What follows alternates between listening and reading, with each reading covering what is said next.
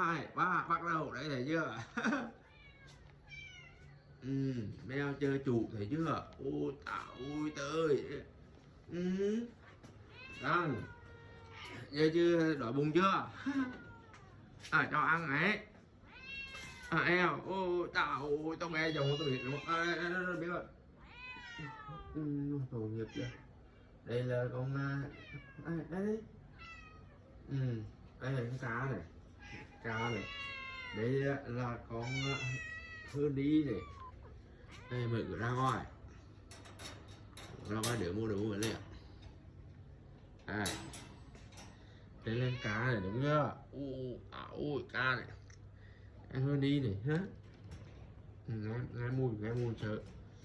Ở đây sang lưỡng nào sơn này.